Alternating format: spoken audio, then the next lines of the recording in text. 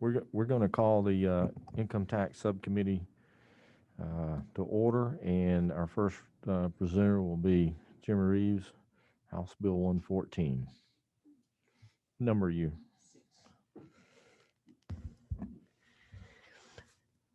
Y'all ready? Thank you, Mr. Chairman. This is an identical bill that we passed last year through this committee and also passed the House floor unanimously. We did not pursue this in the Senate when we came back from the COVID break, but we are moving forward again on it this year. This is one of the items that the governor has talked about in both of his State of the State addresses, or the last two.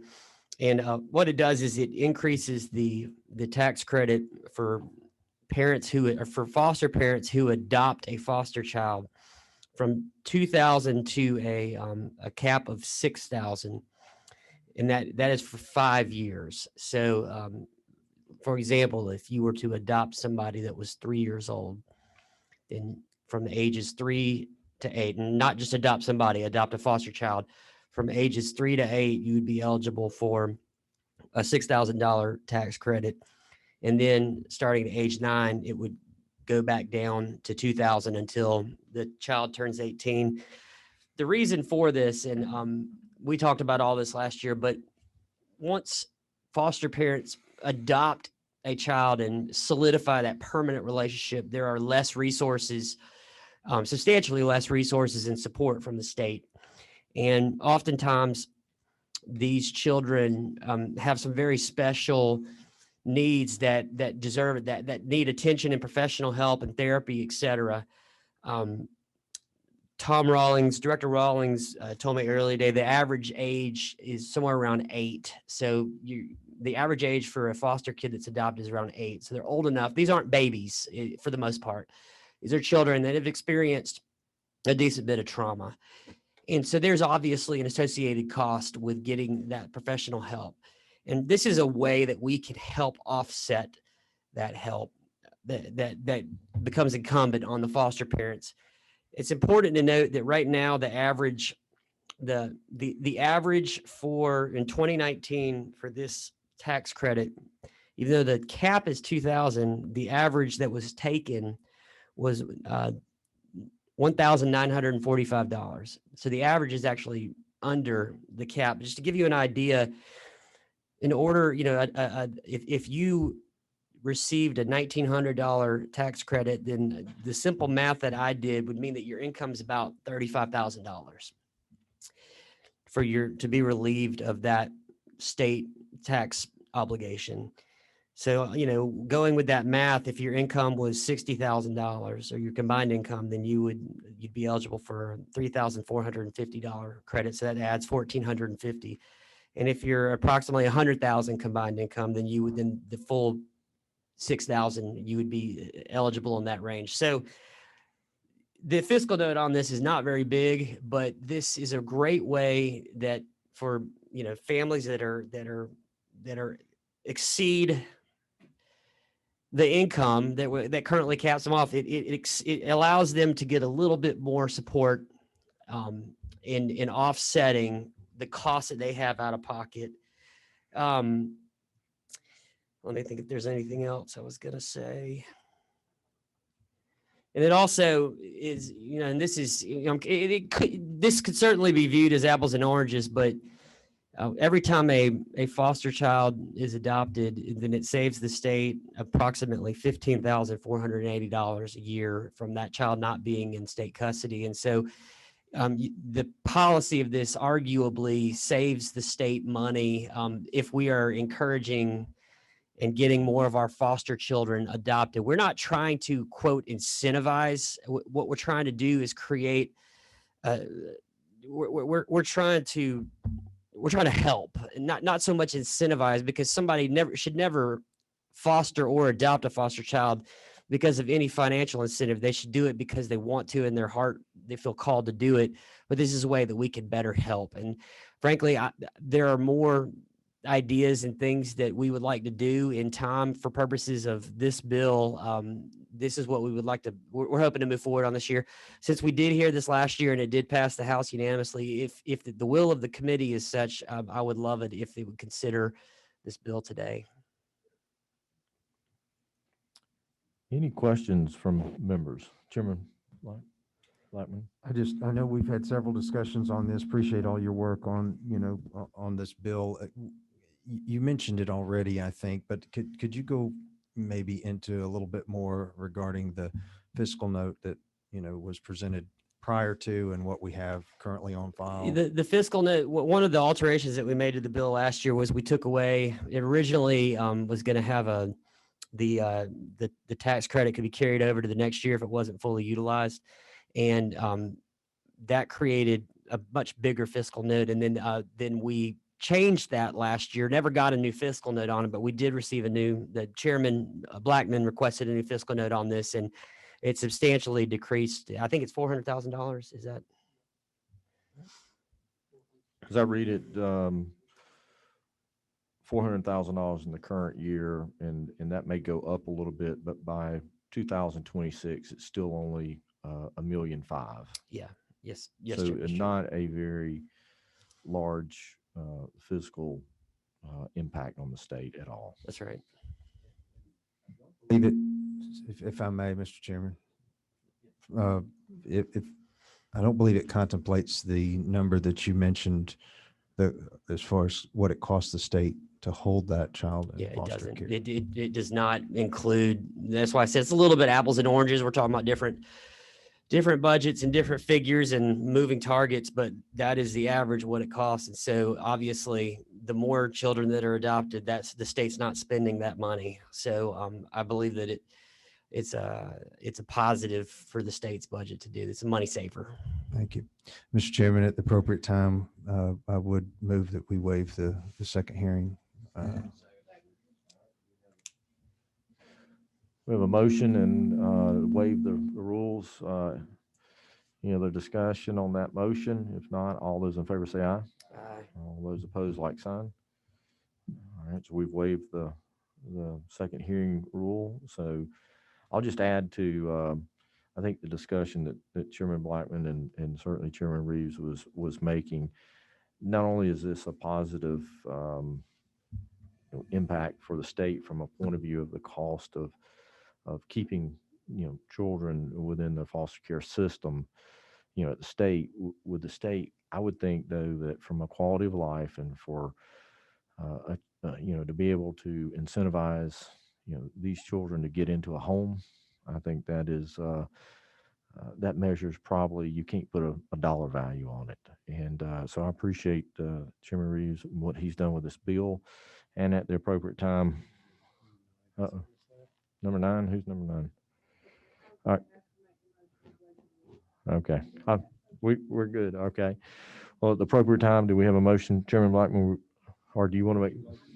All right. So we have a motion and a second in regards to House Bill 114. And is there any further discussion? Hearing none, all those in favor say aye. All those opposed, like sign. And the bill carries. Congratulations.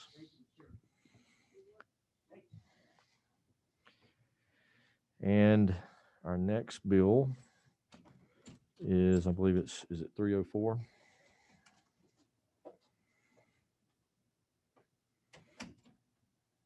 All right. There we go. Hello.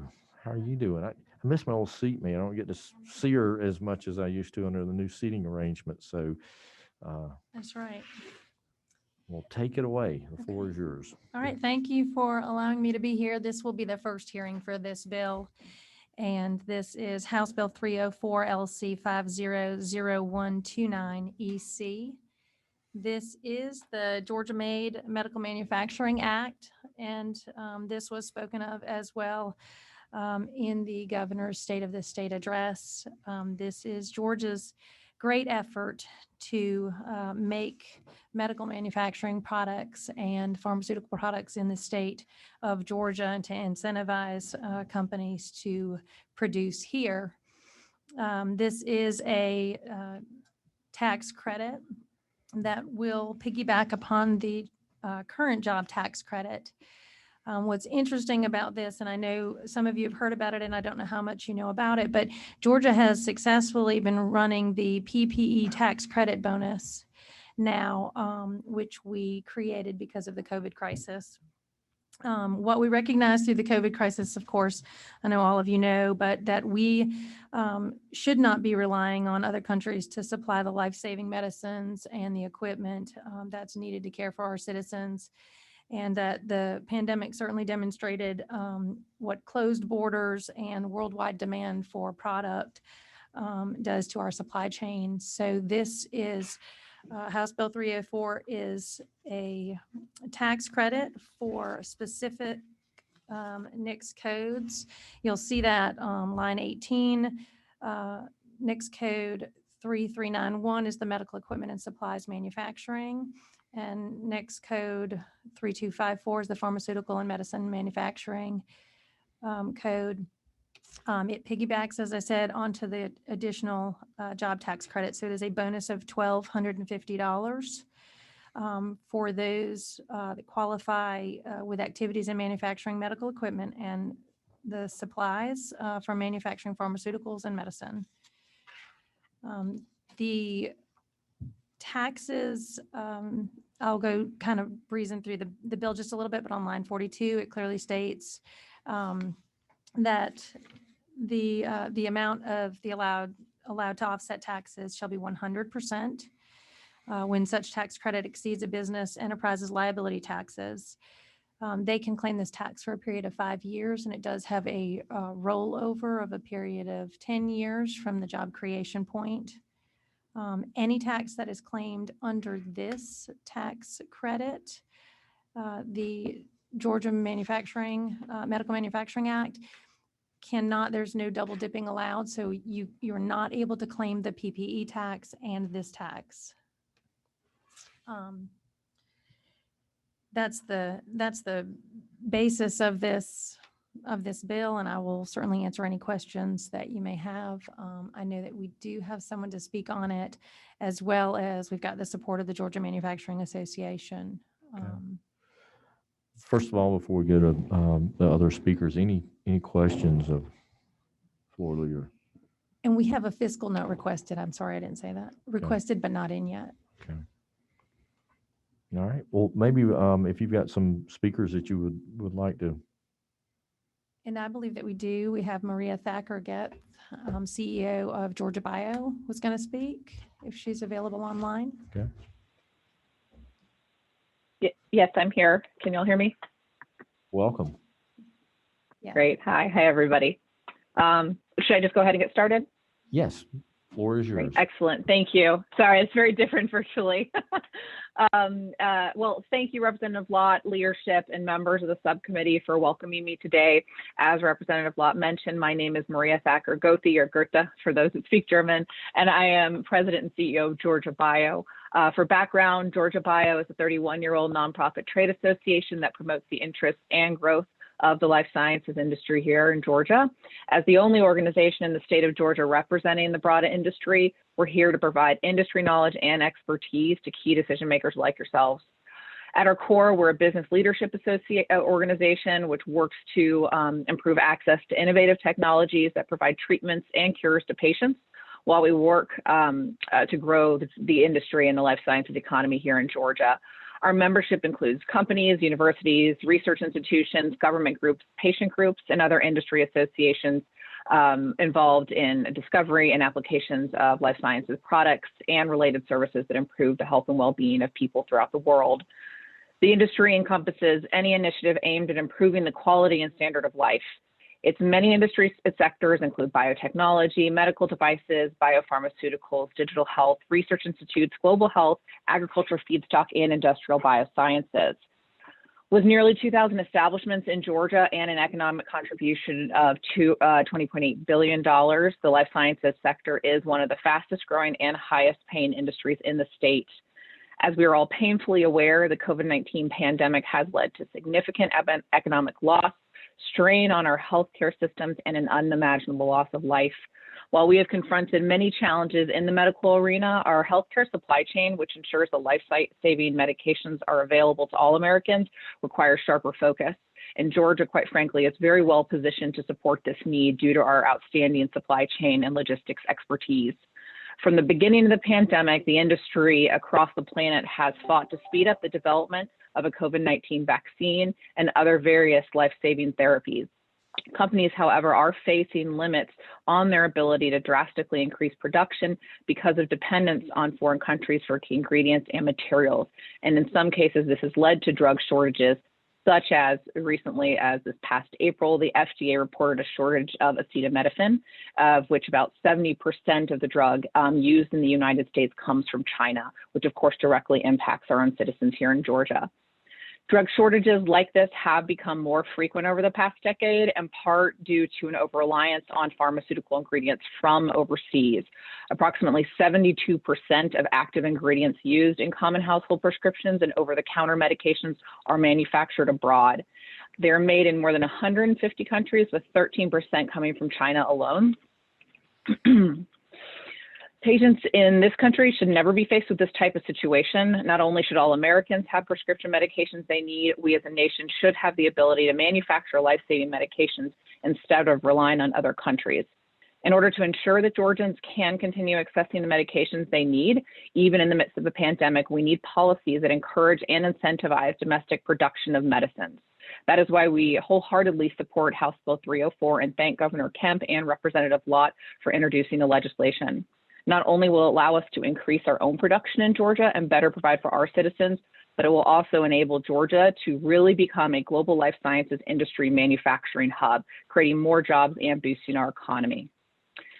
We need to produce more medicines in America and strengthen our ability to support patients during and after the pandemic. As I mentioned before, Georgia's position as a supply chain hub uniquely positions us to be a leader in manufacturing and distribution of life sciences products. Additionally, the state's existing investment into our Georgia Bio's workforce training initiative for the industry, which is a public-private partnership, allows us to immediately be able to showcase top-tier talent to companies looking to Georgia to stand up a facility. Finally, this is an important step to better serve Georgia patients and incidentally to increase the number of high-paying jobs in the state, which will not only strengthen the economy, but also provide unique 21st century jobs to populations across the state, rural or in the urban areas. By supporting domestic drug production, we will not only generate more growth and innovation, but our community will be able to better serve patients in our state by improving supply chain needs and challenges we see every day. Those are my remarks. I am happy to answer any questions you might have. As I'll just say, we're very excited in the industry to see this legislation come to be pushed down. And it really is a unique opportunity regionally as well, because we don't see similar legislation being dropped in other states at the moment. So it's a great opportunity. And thank you.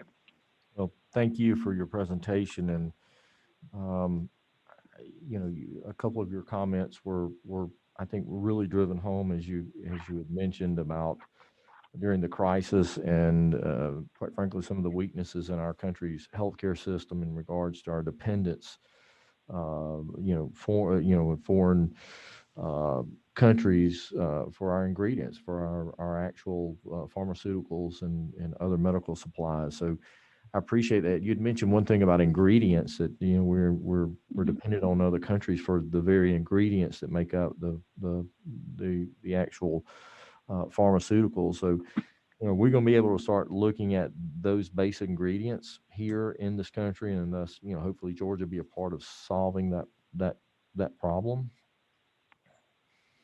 Yes, I certainly believe we can look at those ingredients depending on what they are, of course. And Georgia could easily be a leader in solving that problem. As I mentioned, between our airport, our ports, and our rails, we really have a global opportunity to be able to be a leader. There was also a national report put out, I believe it was last year, apologies, it was very busy that time of year, by BIO, our national organization for the industry, identifying Georgia as one of the top 10 places to watch and biggest locations to look for supply chain manufacturing and distribution. That data does look at comparisons globally too. So nationally, we are seeing that recognition as us being a leader in this space. So I do think we have an opportunity not only for the bigger drugs, but obviously the ingredients that go into them. Thank you. From the committee, any questions to our presenter? Well, thank you for being here and being with us. I know this is awkward via Zoom. We're all getting used to this platform. Hopefully, next year we can all meet in person. But again, thank you for your presentation. Hopefully. State. No, thank you. Please stay safe and well. Thank you. Leader, do you have another presenter that you or anybody else that you? No, thank you. We're good. So I think Chairman Black. I just, to Representative Leader Lott, a lot of the legislation we get along these tax credit lines, job creators, which obviously, we're interested in, and appreciate you bringing the bill. They do offer up some level of a sunset of sorts. Is there any particular reason that or has that been contemplated? It has been contemplated, actually. And because this is, excuse me, I think the answer to this point, and we know that these discussions come up in all of these credits, but this is requiring businesses to move to the state. It's incentivizing them, and it's got a long term. If we were even going to contemplate a sunset, it would have to be something that was far enough away, because we're asking folks to move here and to start production in something, and therefore they would not consider moving and take that risk. So I have had that discussion with economic development, as well as the governor's office, and at this point we do not have a sunset set in this. I don't have a follow-up. That's all. Not to belabor it, but is there a way that we can get information and of what the impact has been to the state? Because we get asked so many questions about, is the tax credit that we're giving really a benefit to the state, or what is the return on that investment? Even if we didn't put a sunset, is there a way to have some kind of reporting process of what they meant to the state? Fair question. I think that's a fair question, and we can, I can bring that answer to you on our next hearing. One other. And I guess along the lines of Chairman Blackman's question, as far as a sunset, I understand, sunsets too. You certainly don't want to put something out and with a potential end if somebody's going to make that kind of commitment to move to Georgia. But in regards to, I think we used to call them clawbacks or that sort of thing, that should a company come and avail itself of these credits, we certainly don't want them all of a sudden then to pick up and move somewhere else. So is there something in there in regards to any kind of clawback, provisions that would? Well, the credit is only effective while they are producing the product. Okay.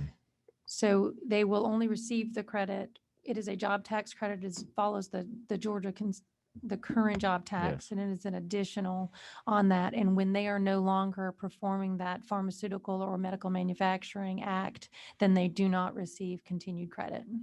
Okay. Any other questions from the committee?